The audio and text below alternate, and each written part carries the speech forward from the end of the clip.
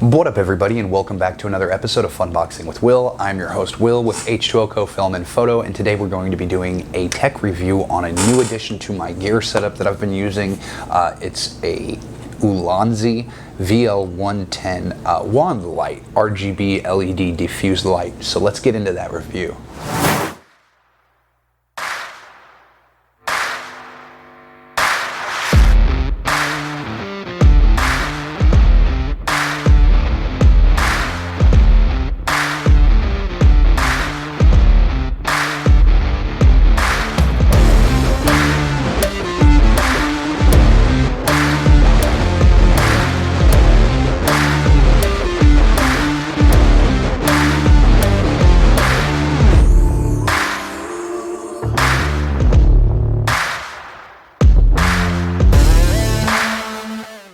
Alrighty guys, now that we're back, before we get into the actual review, I just want to go ahead and thank all of my subscribers and anybody who's new to this channel. I do a lot of EDC knife and tech reviews, so if you like any of that kind of content, or if you found any of this information in this video at all useful or informative, go ahead and hit that like and subscribe button and turn on those bell notifications to get notified when I put out new content.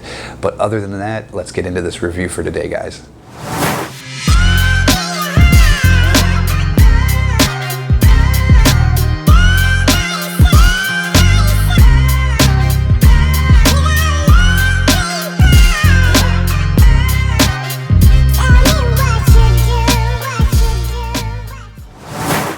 Alright, so yeah, like I said, I do a lot of tech reviews and EDC knife reviews, EDC everyday carry, any kind of anything that you'd carry with you on a daily basis or tech related. That's where you're going to find stuff here. And today I wanted to talk about an Ulanzi VL110 light.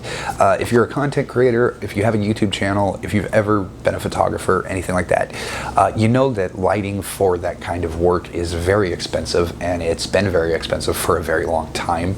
They have pretty much dominated the market by this company called Aperture, and they sell very expensive lights. In fact, recently I watched a video Peter McKinnon released where he was doing some product photography, and he used an Aperture light very similar to the Ulanzis here, but I believe each one of those lights came in at around $115, when this one right here comes in at only $49.99 on Amazon. I do think this is a pretty new product, as at least within the last 2 years it's come out, because about 2 years ago I was in the market for lighting, and I was comparing a lot of products on the market to Aperture lights, and unfortunately there just wasn't anything else out there that gave you the kind of quality that Aperture gives you in a tube handheld RGB rechargeable LED light. But I really think Ulanzi has hit the mark on it this time, because these lights are I think they're fairly comparable to Aperture, and they're coming in at just under half the price. So if you're looking for a light and you're in the film market, or you know, for whatever reason you need the light, I think definitely look at Ulanzi before you go to Aperture and just drop $115 on it. This specific light right here is their VL110 issued model. They also have a smaller version that's about half this size. Some of the features that I love about this light is not only is it already diffused, and does it go from I think 3000 Kelvin all the way up to 9000 Kelvin, so you can change the color output of the light from a very orange, you know, candlelight kind of a light to daylight, all the way up to a very blue phosphorescent type of light almost. And then also it has over 20 effects, I think actually 20 effects, not over. It actually has 20 effects, including strobe lights, party effects, candlelight, TV resonance in the background. It's a very, very amazing light as far as the capability of range. You can also go from, I think, yeah, all of the RGB colors on the spectrum you can go through. And then it also has 44 red, or 44 yellow, 44 white, and 44 blue lights inside of the mechanism itself, or at least that's what they boast. I'm going to go ahead and put a picture of the specs up right here. It has a 2600 milliamp hour battery, and they boast that it lasts for a 30-minute time period. I haven't pushed that to the limit yet, but I'm going to check it and see. I'm going to leave one of these on with a timer and see how much time I actually get from a full charge, and I'll go ahead and update this video later on when I do that test to see exactly how much time that you really do get out of this. But one of the things that I really do like about this light that it features that just really makes it creative and comparable to some of the Aperture lights out there is that not only is it USB-C rechargeable, unfortunately it doesn't come with the brick, it just comes with the light and the cord itself. So you're going to have to already have a brick at home to charge the light, or USB plug somewhere in the house. But one of the features that I like about it is that there are these rubber guards on each side. And not only does it have the 1/4 inch, so you can hook it up to a tripod if you'd like, which they do sell small little tripods for these lights, I think for $15. They have rubber guards around the back 3 panels on the light. It's kind of like a hexagon shape if you look at it dead on, and it's got these 3 rubber panels on the back for magnets. There's a magnet behind there, and so you can magnetize this to anything but metal, and you won't have to worry about scratching up the surface of what you're sticking it to because of those rubber guards.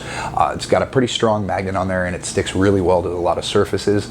Also, one of the features that I really do like, but I kind of wish they would change a little of, is that there is this little ring right here that you can twist off at the very top where the 1/4 inch thread is. You can remove that ring, and if you have 2 of these lights, you can actually connect these lights interconnectably with a twist, and they lock in place, and then you can expand the light to a larger light.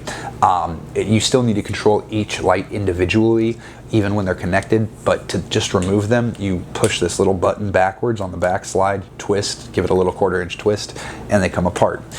That's an awesome inventive idea. However, I do think that eventually I would lose this little connection piece ring that goes over the top, and it just, I feel like if they could create a way to do that without having to have to remove part of the light to do it, it would be a lot better, and we would stand less chance of losing parts of the light. Other than that, like I said, it has a really great RGB setting. I didn't want to blind you throughout the entire video, but I will go ahead and demonstrate the light real quick. This is at 50% here, so let me go ahead and turn this up. One of the things I really like about it is it's incremental by increments of 1 instead of like 5 or 10. So this is at 100% right here. Like I said, it has different features. You can control the RGB spectrum or Kelvin temperature, and then you can get into the effects that it has, which it has 20 different effects, from party effects to TV to all sorts of cool stuff. So if you're looking for effects on an RGB light, this is definitely one to compare it to as well. So like I said, all the features on this thing are, in my opinion, comparable. The quality, durability build is, you know, it's solid. It's hard plastic and metal construction with an LED screen in the back to let you get full control over everything. And they're just a really good buy. So like I said, I honestly think you should take a look at these before you just go out and pick up an Aperture light.